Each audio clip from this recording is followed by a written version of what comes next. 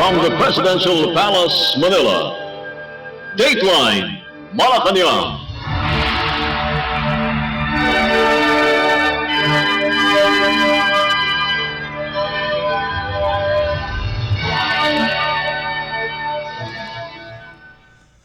Good day. This is Dateline Malacañang in review.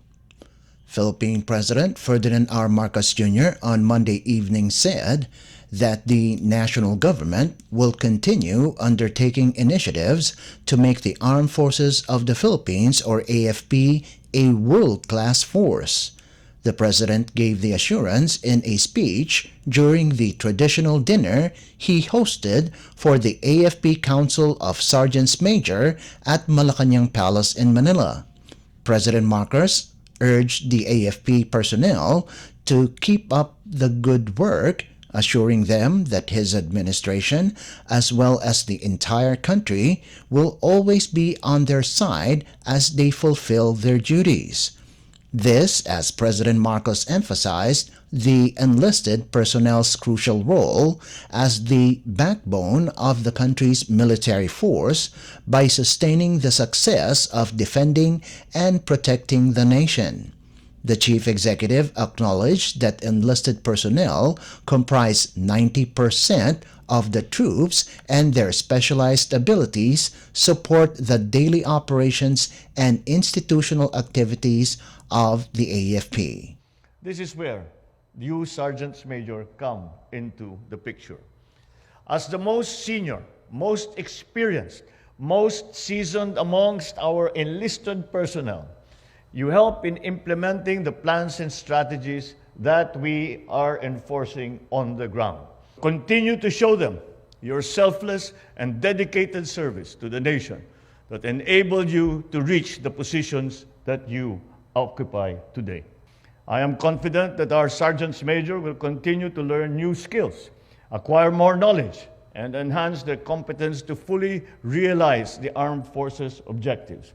Rest assured that we will remain steadfast in transforming and modernizing the AFP into a world-class force that is respected by its counterparts and is a source of national pride. Keep up the good work. Know that this administration and the entire country is behind you as you fulfill your duties to the nation. The annual traditional dinner for the AFP Council of Sergeants Major was attended by around 180 guests from the AFP, the Department of National Defense, or DND, and the Office of the Presidential Advisor on Military and Police Affairs. The event took place in conjunction with the celebration of the 27th Non-Commissioned Officers Week and the 54th founding anniversary of the Office of the AFP Sergeant Major. Dateline Malacañang. Malacañang on Tuesday said that the country's stable and high-level economic growth under the watch of President Ferdinand R. Marcos Jr. makes the Philippines a top choice for Japanese businesses and investors. In a courtesy call to the President at Malacañang Palace in Manila on Monday, the Japanese Chamber of Commerce and Industry, or JCCI, has recognized the current administration's effort to transform the Philippines into an attractive investment destination. During the meeting with the President, JCCI Chairperson Ken Kobayashi noted that Japanese firms have expressed interest in strengthening their partnership with the Philippines, adding that it is the first country the organization visited as it resumes its economic missions. Kobayashi said the Philippines' sustained economic growth momentum have attracted Japanese investors to develop their operations in the country in anticipation of increased workforce population and domestic demand. Acknowledging Japan's continuing assistance to the Philippines in terms of infrastructure development, President Marcos cited ways to further develop both nations' economies and identified other areas of collaboration. The chief executive also emphasized his administration's focus on new technologies that form part of the digital movement towards transforming the global economy. President Marcos said the government is also prioritizing agriculture and climate change adaptation apart from infrastructure development, renewable energy, digitalization, and telecommunications. The JCCI's visit to the Philippines is the first economic mission dispatched by the organization since the pandemic. Kobayashi said the Japanese mission is composed of some 70 strong members, representing the top management of the Japanese corporate world and illustrating the corporation's interest in the Philippines. JCCI is the largest business organization in Japan, having 1.25 million companies ranging from big corporations to small and medium-sized enterprises. It is comprised of 515 local chambers across Japan. Dateline Malacañang. President Ferdinand R. Marcos Jr. on Wednesday graced the 70th founding anniversary of the Federation of Free Farmers or FFF with the theme Pagsulong para sa malayang magsasaka, malagong ekonomiya at maginhawang buhay sa bawat Pilipino at the National Meat Inspection Service or NMIS in Visayas Avenue, Quezon City. The day-long celebration looks back on the Federation's past struggles and initiatives, honoring its commitment to Filipino farmers and the country as a whole. Founded in 1953, the FFF is an organization by farmers and for farmers that continues to liberate Filipino farmers from social, political, economic, moral, and cultural oppression, among others. In his speech, the president said that the FFF's pursuit of empowering small farmers and rural workers across the nation was believed to be noble by his late father, former President Ferdinand E. Marcos Sr., in which he inherited. President Marcos encouraged the FFF to keep the legacy alive of founding members to uplift the lives of every rural worker. Let's listen to the speech of Philippine President Ferdinand R. Marcos Jr. It is with great pleasure that I join you as we commemorate the 70th founding anniversary of the Federation of Free Farmers. We celebrate today 7 fruitful decades of your long-standing cooperation and partnership with government in sustaining development in the areas of agri-fisheries, agrarian reform, and agricultural cooperatives, amongst others. Through your programs and initiatives, you have effectively elevated and empowered the voices of our small farmers, our fishers, and rural workers across the nation. This noble pursuit is the very essence of what my father, President Ferdinand Marcos Sr., strongly believed in, and a belief that I have certainly inherited. This is why it is worth recalling how we championed the cause of the Federation of Free Farmers and expressed this unwavering support for this organization. It was because you shared a common goal of advancing social reform and rural development in our country that this partnership was strengthened.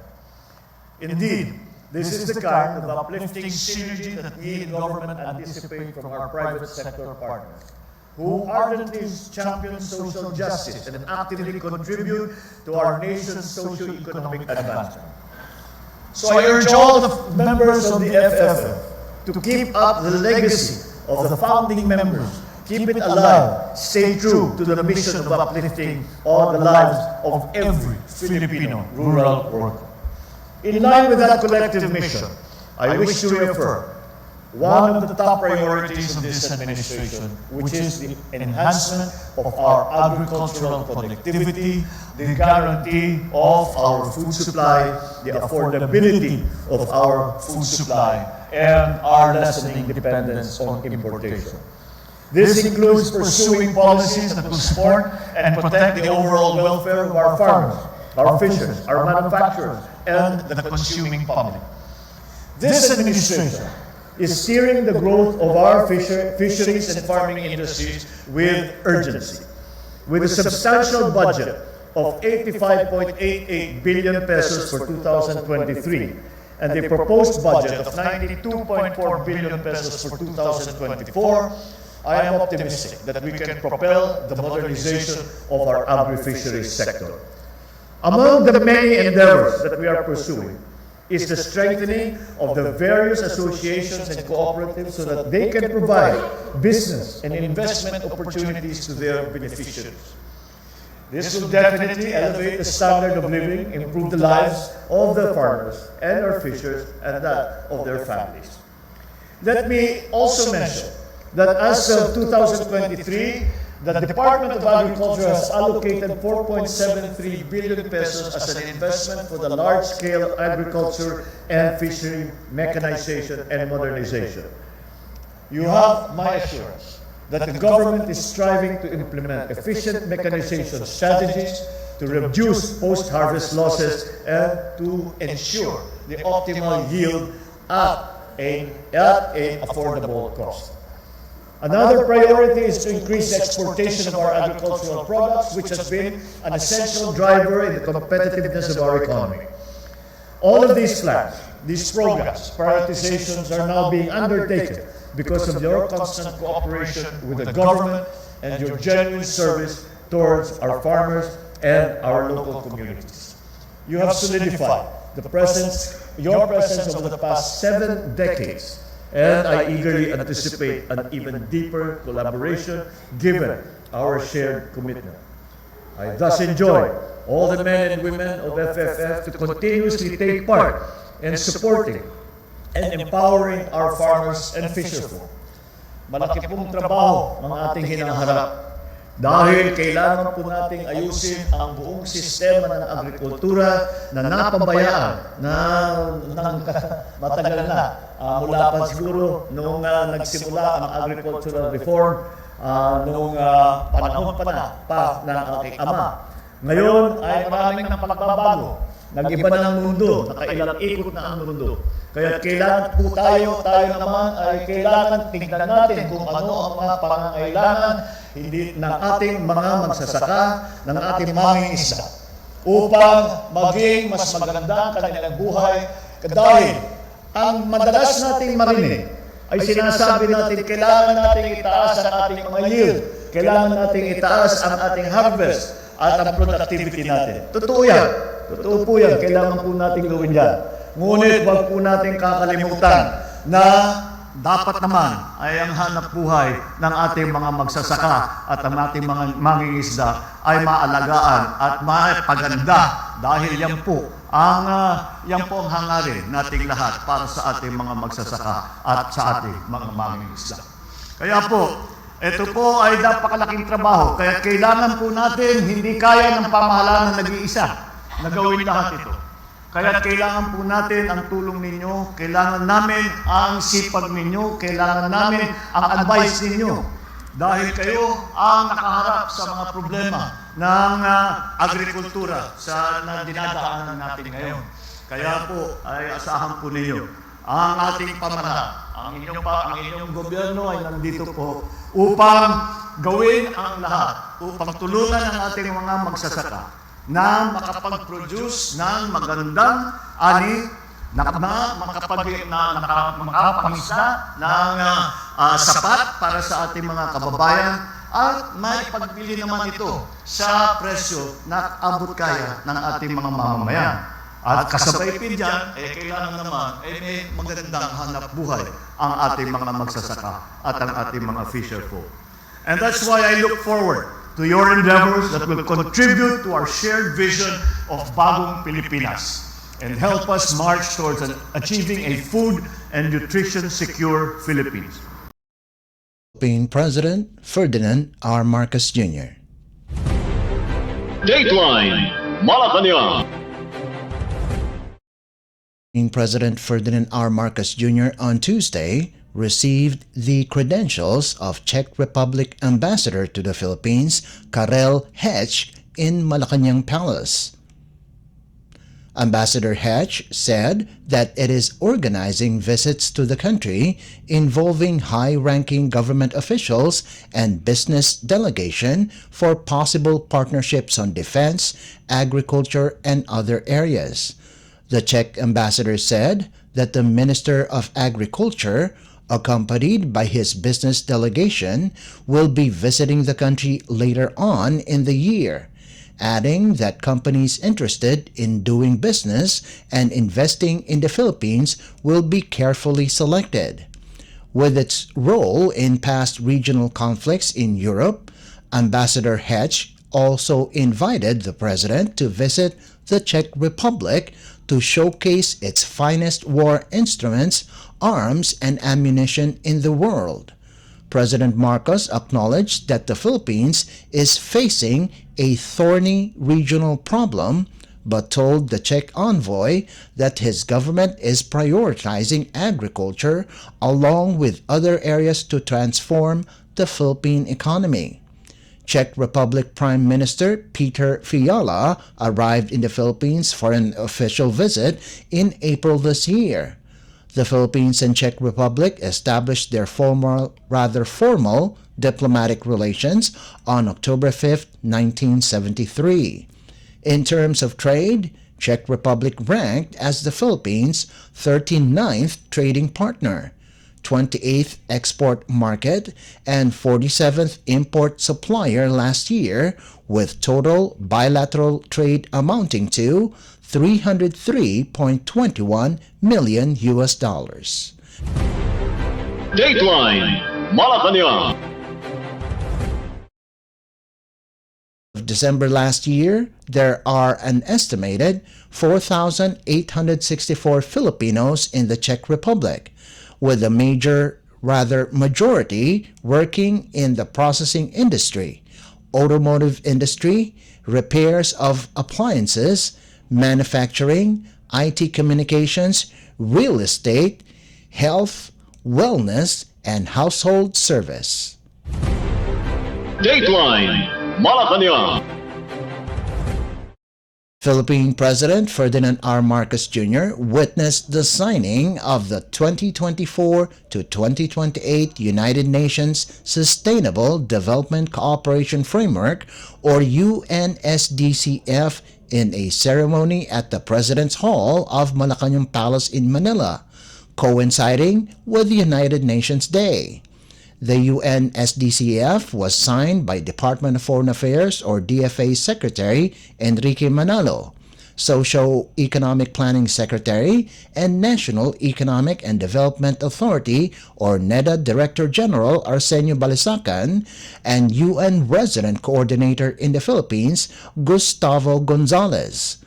The UNSDCF is a collaborative strategic planning framework for cooperation between the Philippines and the UN Development System in support of the national development priorities and the accomplishment of the 2030 Agenda for Sustainable Development. In his keynote speech, the President said, "The UNSDCF is a document that deepens, expands, and elevates the partnership between the Philippines and the UN."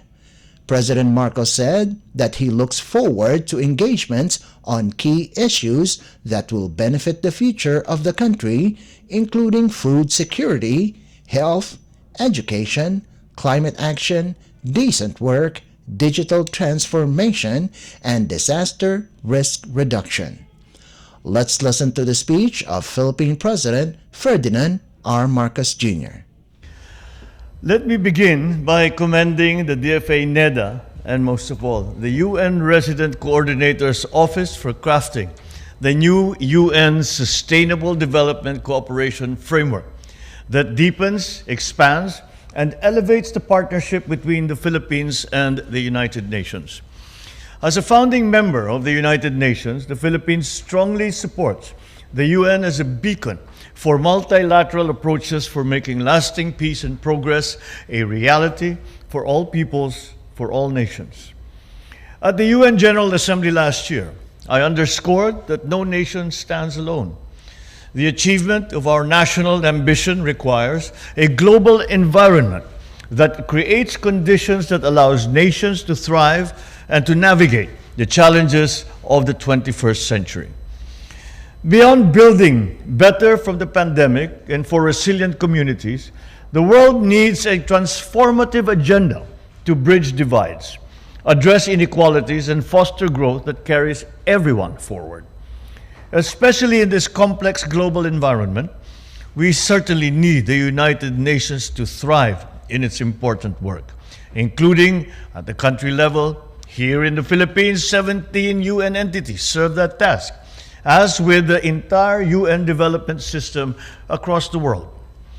Our new cooperation framework covers the period of 2024 to 2028, which coincides the timeline of this administration, as it is oriented to support Philippine government policies and priorities embodied in the 8-point socio-economic agenda, the Philippine Development Plan, and Ambisyon Natin. It enjoins UN agencies in the government's determined pursuit of the highest aspirations of our people. We look forward to vigorous engagements on key issues that bear on the future of our communities, including food security, health, education, climate action, decent work, digital transformation, and disaster risk reduction. We invite new approaches to help promote innovation driven by climate-smart and sustainable growth at all levels. We also are fostering access to green financing, lasting peace, and better public services across the archipelago. With the UN delivering as one, fully cognizant of the Philippine needs and context, and the voices of its partners, including civil society, our partnership can be a catalyst for the accomplishment of our shared goals in the 2030 Agenda for Sustainable Development. As the UN SDCF is among the first of its kind under the reformed UN development system, our collaboration will showcase the best and finest the UN development system can offer the world, with programs that provide solutions and have far-reaching impact, and provide good models of co-ownership, transparency, and accountability. The UN SDCF brings with it not only the legacies of the Philippines' constructive and long-standing engagement with the United Nations. It also signifies our role in shaping more inclusive and effective multilateral institutions that embrace and bring tangible results to us all. The UN SDCF also acknowledges how the Philippines' best practices and experience, which we have established over decades, can help the achievement of the SDG agenda elsewhere through South-South cooperation platforms. The UN recognizes that peace-building milestones in the Bangsamoro Autonomous Region in Muslim Mindanao offer valuable insights for peacemaking across the world. Our advocacies in the Indo-Pacific and in the global arena for the rule of law and the peaceful settlement of disputes also provide opportunities for a more substantive engagement with the United Nations. These novel aspects of the UN SDCF show how our partnership has evolved. It is now infused with a more mature and outward-looking synergy of efforts, serving the interests of both the Philippines and the United Nations as we work for a safer and more prosperous world. It is truly fitting that we embark on this new journey together as we celebrate the founding of the United Nations 78 years ago. This daunting and profound enterprise of making our collaboration deliver meaningful change and transformation on the ground lies before us. Again, I extend my warmest congratulations to the Department of Foreign Affairs, to NEDA, the UN country team, of course, for an excellent job. I look forward to hearing many more success stories of the Philippines' UN partnership under this cooperation framework. Philippine President Ferdinand R. Marcos Jr. Dateline Malacañang. Philippine President Ferdinand R. Marcos Jr. on Wednesday evening joined the nation in celebrating the triumph of the country's modern-day heroes, the Filipino athletes, whose passion, dedication, and love for the country have brought honor and recognition to the Philippines in the 19th Asian Games. In his speech during the Gabi ng Parangal at Pasasalamat para sa Bayaning Atletang Pilipino at the Rizal Memorial Coliseum in Manila, the President said their victory helped boost Filipinos' morale.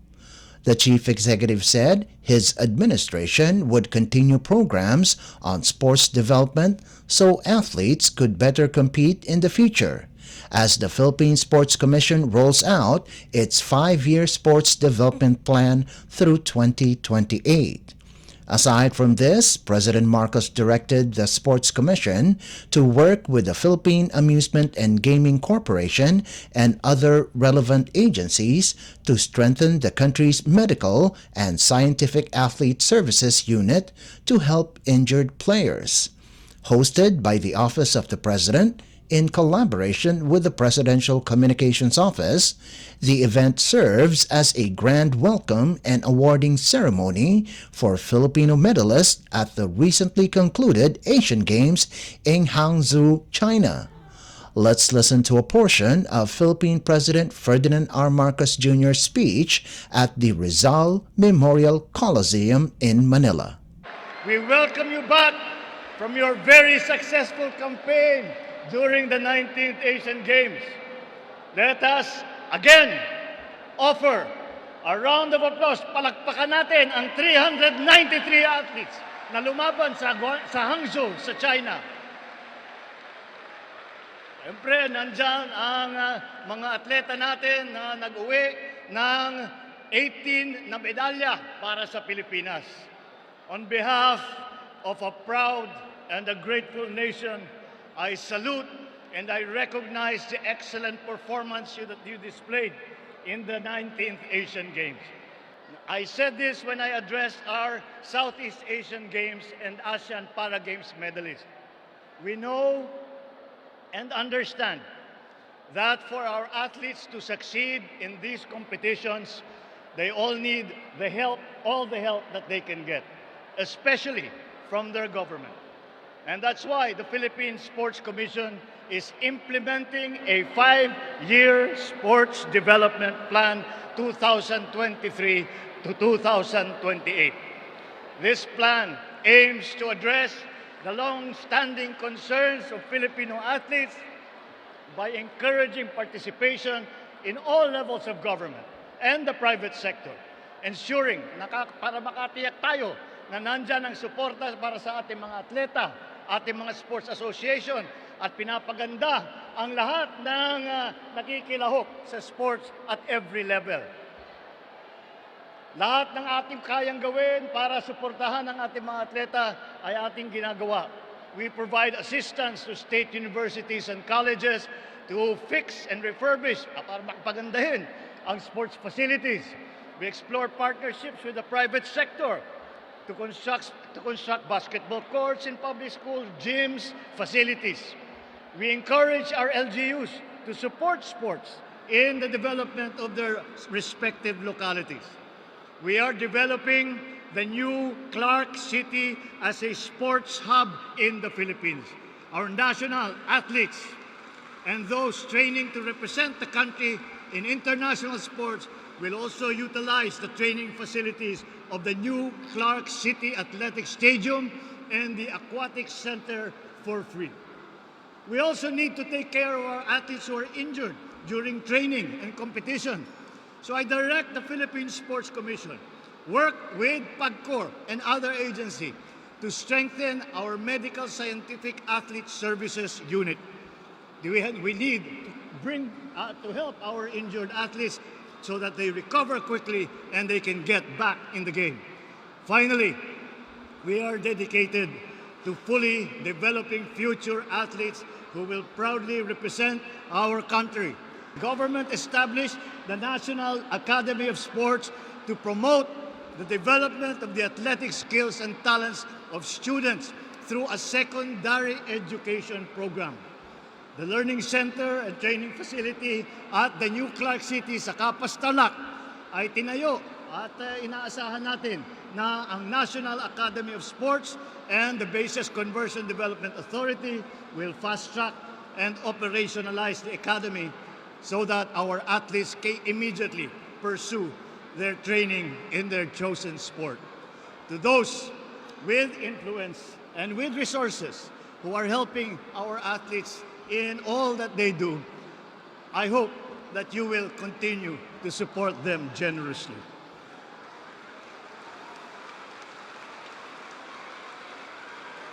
Sa ating mga atleta, ganito ang hamon ko sa inyo. Keep aspiring, keep believing, keep working. Spare no effort to unlock your full potential and be the best versions of yourselves. Know fully well that the government and the entire nation is with you every single step of the way. Ladies and gentlemen, it is my hope that the individual victories that we honor now will inspire our collective vision and pursuits for the future. With our continued unity and continuing collaboration with all aspects of all parts of society, we will not only secure more victories for athletes, but we will also build a stronger and better, more prosperous Filipinos that will house the great ambitions of younger generations. Again, congratulations to our esteemed delegates. Mabuhay ang atletang Pinoy! Philippine President Ferdinand R. Marcos Jr. Dateline Malacañang. President Ferdinand R. Marcos Jr. has transferred the Development Academy of the Philippines, or DAP, from the Office of the President, or OP, to the National Economic and Development Authority, or NEDA. Executive Order Number 45, signed by the President on Wednesday, placed DAP under NEDA's control and supervision as part of his administration's right-sizing policy. According to EO 45, a strong organizational link between the NEDA and DAP is necessary to bolster the development and implementation of the latter's human resource development programs, research, data collection, and information services, as well as to ensure consistency of its research, education, and training with the national government's socio-economic agenda. DAP, created by virtue of Presidential Decree 205 issued in 1974, is currently attached to the OP in view of EO 292, or the Administrative Code of 1987. It was established to promote and support the country's development efforts by carrying out human resource programs designed to instill a development perspective and advance management capability in the key sectors of the government and the economy. EO 292 authorizes the President to reorganize the OP's administrative structure and transfer any agency under the office to any other department or agency. The NEDA is the primary agency responsible for formulating continuing, coordinated, and fully integrated social and economic policies, plans, and programs. It is also tasked to strengthen the analytical, operational, and evaluation capacity of civil servants and raise the performance of agencies identified in the Philippine Development Plan 2023 to 2028 to improve bureaucratic efficiency. EO 45, which was made public on Thursday, takes effect immediately upon publication in the Official Gazette or a newspaper of general circulation. Dateline Malacañang. Malacañang on Friday announced that President Ferdinand R. Marcos Jr. has signed into law a bill institutionalizing the automatic income classification of local government units or LGUs. The President signed Thursday Republic Act or RA 11964, or the Automatic Income Classification of Local Government Units Act, a law that aims to provide a more responsive approach to the promotion of local autonomy and to enable LGUs to realize their full economic potential. In a statement, Communications Secretary Cheloy Garafil said, the Department of Finance or DOF, in coordination with the Department of Budget and Management or DBM and in consultation with LGU leagues, will craft the law's implementing rules and regulations or IRR within 3 months from its effectivity. The new law classifies provinces, cities, and municipalities according to their income ranges and average annual regular income. Under RA 11964, the Finance Secretary, in consultation with the National Economic and Development Authority or NEDA and concerned LGUs League, will have the authority to adjust the income ranges based on the actual income from the last income reclassification. The Secretary of Finance is also designated to undertake regular income reclassification once every 3 years to make sure that LGU income reclassification conforms with the prevailing economic conditions. Garafil said the first general income reclassification would be made within 6 months after the effectivity of RA 11964 and every 3 years thereafter.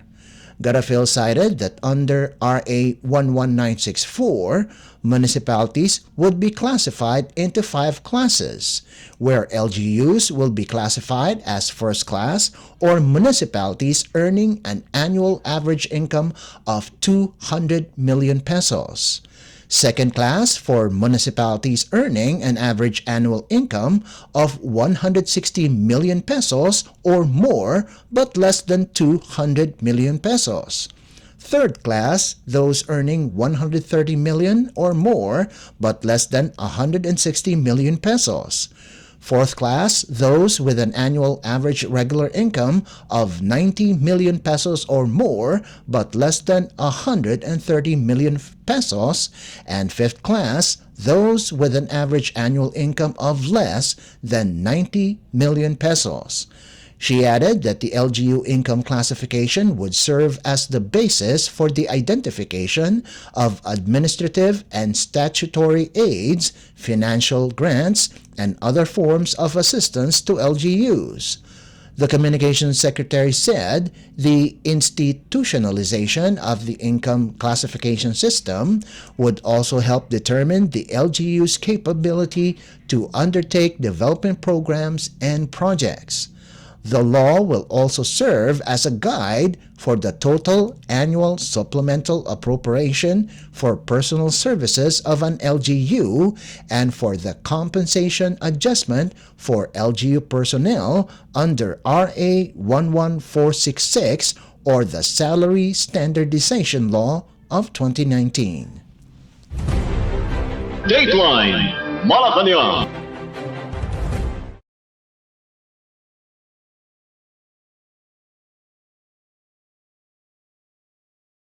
At the Crown Plaza Manila Galleria, Quezon City. Organized by the Department of the Interior and Local Government or DILG in collaboration with the United Nations or UN Resident Coordinator's Office and United Nations Development Program or UNDP, the forum aims to draw attention to the crucial role that local government units or LGUs play in achieving the 2030 Agenda for Sustainable Development Goals or SDGs and of the UN Department of Economic and Social Affairs or DESA. Present to witness the occasion are DILG Secretary Benjamin Abalos Jr., Mayors from different cities and municipalities nationwide, national government officials, UN representatives, and international experts. In his speech, the President welcomed the forum as it seeks to harness the power of innovation, digital governance, resiliency building to ensure that the government can better respond to the demands of the times. The Chief Executive challenged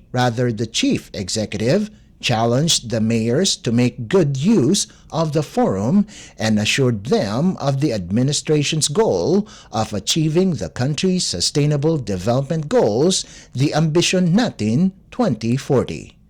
Let's listen to the speech of Philippine President Ferdinand R. Marcos Jr. I'm happy to join you today for this year's Philippine Mayors Forum, which coincides with the 32nd anniversary of the enactment of the Local Government Code. I think it is very significant, the fact that we are celebrating also the Local Government Code, which gave autonomy to local government. And that autonomy is now being used by these programs. Kung wala po tayong local government code, that autonomy that we gave to our local chief executives would not be available to you. But now that it is, and now that the coinciding program that we are availing of with the United Nations is making that autonomy even greater and even stronger. And it also demonstrates that if you see the greetings and the different agencies, the different parts of government, private sector, United Nations, all of these have come together. And when we talk about the whole of society and the whole of nation approach, this is a perfect example of that. Lahat ng kailangan nating tulong ay lahat ng kailangan natin tulong ay ilalagay natin para harapin itong problemang ito. And this, I believe, is very, very important, especially in this day and age. This will strengthen, once again, the autonomy of our local governments, and it will give us a direction when we are now, which the Governor Dax is here, that we are now putting together the final implementation of the Mandanas-Garcia ruling. That is, of course, relevant to all the local government executives. And that, to include that now into that plan, into what we are going to do, is to have a very potent weapon in facing the challenges of climate change, of digitalization, of sustainability, of mitigation, of all our efforts to make the local government a important part of all what we do at the national and, in this case, international level. I think it was an inspired revelation, if I can call it that, to recognize for the UN to recognize that it will need local government assistance. We cannot do any of these. We are talking about global issues here, but nonetheless, we depend on the local government. Maganda yung maraming magandang salita sa national, huhusay na speech, maraming mga display. Pero ang bagsak niyan, ang punot dulo niyan, ay kayo, ang ating mga chief executive, local chief executive. Dahil kung wala kayong kakayahan na gawin lahat ito, you know that what will happen, we will not reach down to the ground level. And that's what we count on local government to do.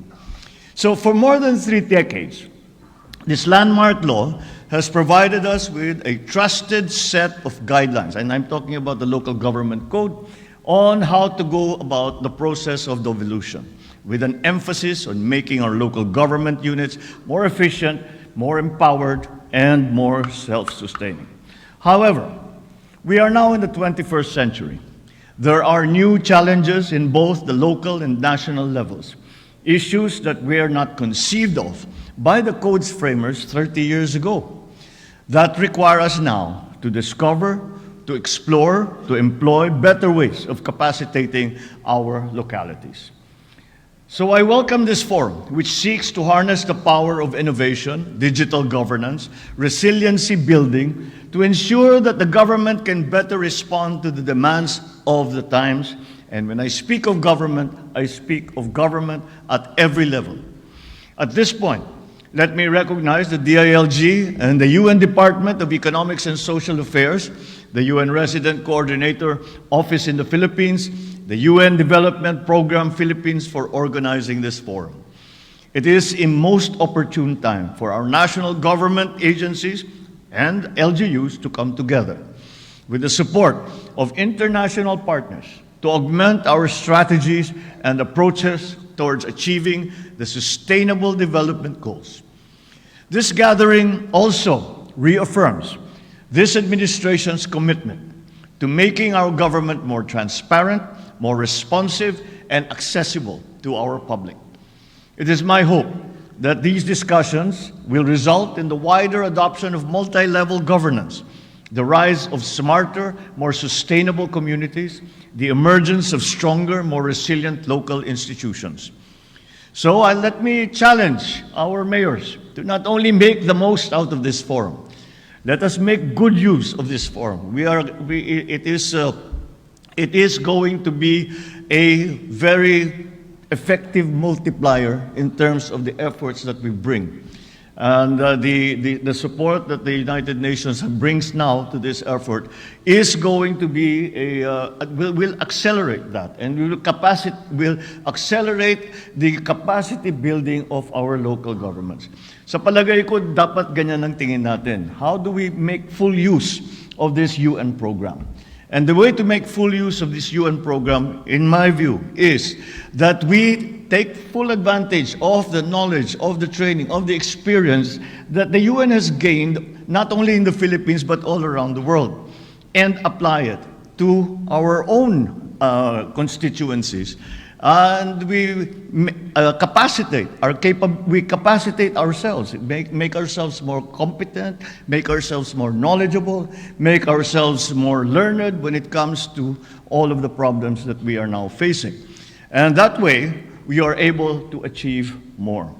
So we must also explore international partnerships such as that with your counterparts, not only in the Philippines, but in other countries. And that way, we will learn the best practices in improving public service delivery.